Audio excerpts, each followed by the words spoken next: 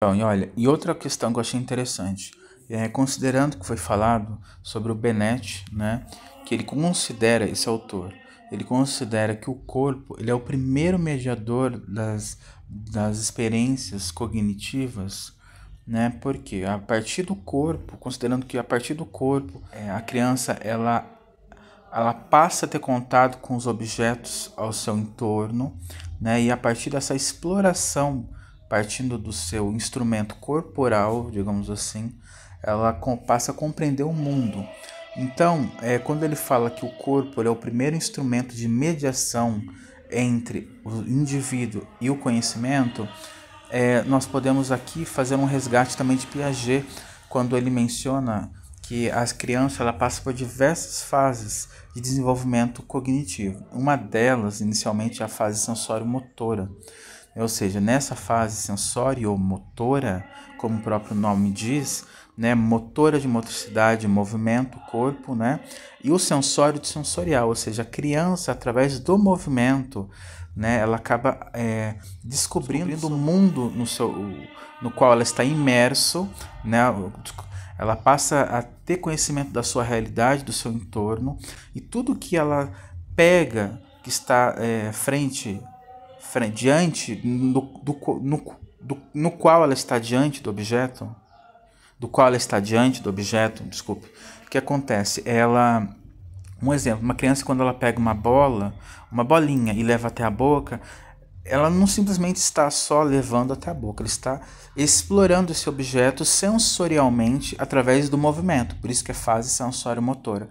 Então, fazendo um resgate de Piaget, é que o Bennett ele fala que o corpo ele funciona como um primeiro instrumento de mediação do conhecimento, tá bom? Então, acho interessante fazer essa relação do Piaget com o Bennett.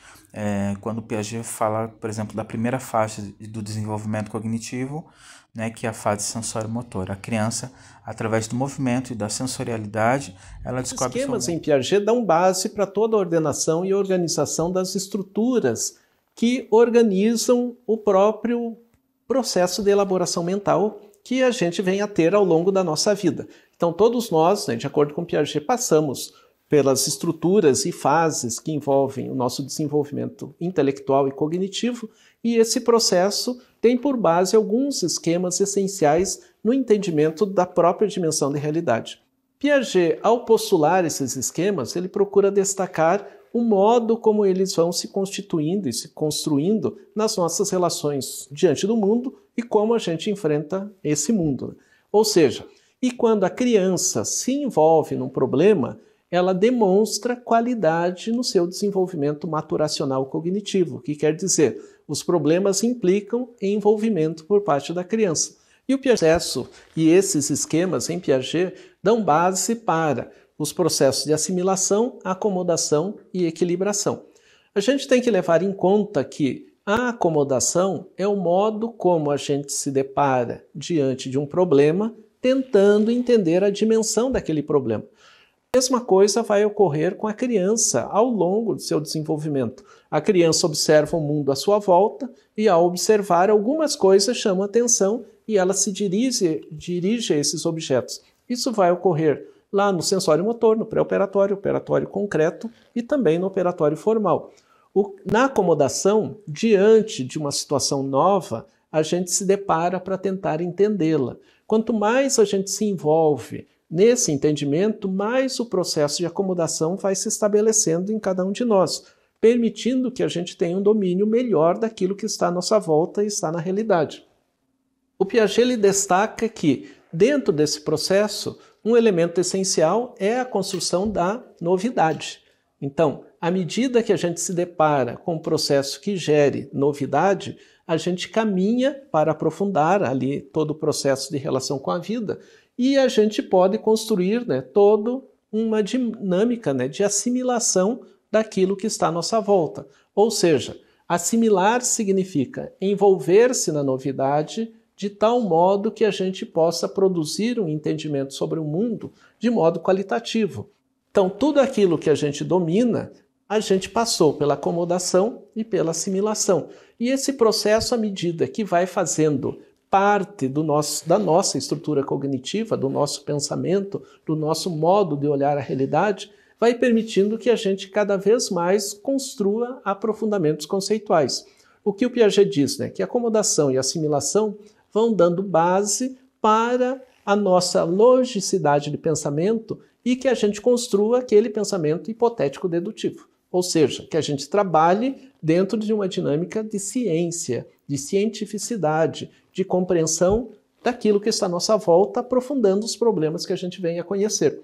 Quando a gente assimila uma determinada ideia, essa ideia vai se acomodando na nossa estrutura cognitiva de tal modo que a gente passa a trabalhar com regularidade com esse conceito, com essa abordagem ou com essa estratégia que foi aprendida.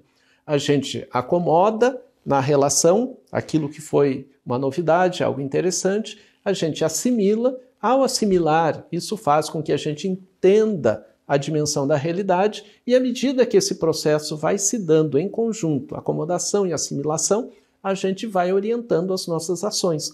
Ou seja, quando a gente se depara com um processo similar, a gente já tem, no nosso planejamento mental, caminhos para resolver aquele problema. Esse processo de acomodação, de assimilação, acomodação, à medida que vai acontecendo nas nossas relações, Piaget diz que vai produzindo em cada um de nós algo que ele veio a chamar de equilibração. E a equilibração é uma estrutura que regula, organiza, sistematiza o nosso modo de entendimento sobre a realidade. Essa equilibração, à medida que ela acontece, ela estabelece um padrão de ação, um padrão de entendimento, um padrão de compreensão. Isso não quer dizer que quando a gente estabelece esse padrão, ele não se modifica mais. Ao contrário, Piaget diz que à medida que a gente acomoda, assimila e tem a equilibração de um determinado fenômeno, a gente pode envolver-se numa reequilibração, ou seja, uma nova assimilação, uma nova acomodação que estabelece um novo modo de entendermos a própria realidade. Se isso não fosse possível, né, nesse processo de reequilibração, aquilo que a criança elabora no estágio pré-operatório não se modificaria. Ao contrário, quando ela vai para o operatório concreto e reequilibra novas formas de entender o mundo, implica necessariamente que ela está atuando de uma forma a reordenar suas ações de um modo consequente, de um modo frequente, de um modo analítico. Basicamente, né, a gente pode dizer assim, que à medida que a assimilação acontece, a acomodação se estabelece, o indivíduo tem um equilíbrio nas suas ações. Que quer dizer que na equilibração a gente já tem os caminhos de uma resolução de problemas quando a gente identifica a similaridade com aquilo que a gente aprendeu. Mas à medida que a gente vai se deparando com novos problemas, as novidades vão surgindo diante do mundo, a gente tem que repensar esse mundo. E ao repensar, a gente estabelece uma modificação no processo de equilibração. Ou seja, constantemente, e é isso que o Piaget procura destacar, que principalmente na organização futura do pensamento operatório formal, a gente deva trabalhar com a cientificidade. E trabalhar com pensamento científico significa reequilibrar frequentemente os nossos modos de pensar os fenômenos que estão à nossa volta. Ou seja, a gente não vai explicar do mesmo modo constantemente. E o papel da ciência é justamente de criar dúvidas sobre a própria resposta que a gente vem a ter.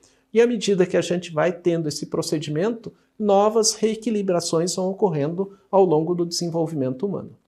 O seu mundo não, porque o seu mundo não é o mundo interno, né? Ela também, a nível psicológico, ela está descobrindo o seu mundo interno, mas aqui nós estamos falando no nível da dimensão cognitiva, né? Então, assim, ela leva até a boca, por exemplo, tudo que ela pega, ela toca, ela está explorando.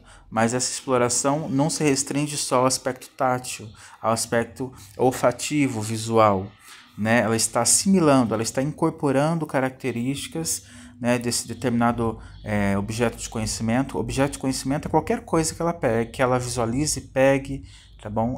Busque explorar. E assimilar é integrar ao cognitivo, à mente, ao racional. Então ela começa a observar. Por exemplo, a criança, há momentos em que ela conhece um cachorro. E a partir do momento que ela fala au au para o cachorro, ela pode ver, por exemplo, um cavalo algum dia, e ela associa bem, o cachorro tem 4 patas, tem rabo, né, tem focinho, né, e em orelhas, ele faz e late, faz au-au. Beleza, ok, é o cachorro. Um dia, por exemplo, ela vê um cavalo. Ela não vai ainda discriminar que esse cavalo tem o nome de cavalo. Ela vai dizer au-au.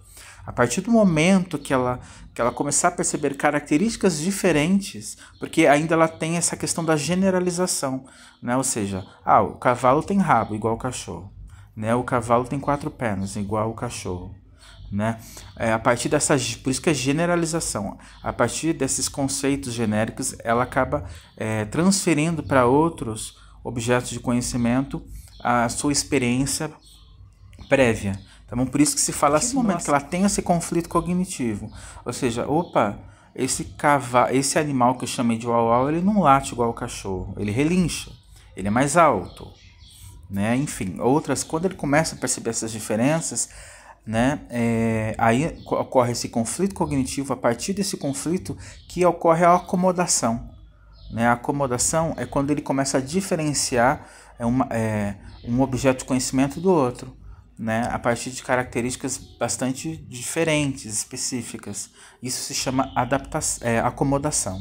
Tá? É um conhecimento prévio, anterior, que passa por algumas modificações, tá? Até ele chegar à adaptação. Tá bom? A adaptação é quando ele começa a organizar todas essas informações do meio, né, por categorias, né, e isso demanda um certo exercício mental, cognitivo, das funções executivas, inclusive. Então, por isso que se chama adaptação, tá bom? Porque ele demanda muita reorganização mental, tá bom? Então, mas assim, esse processo, o que eu estou querendo dizer?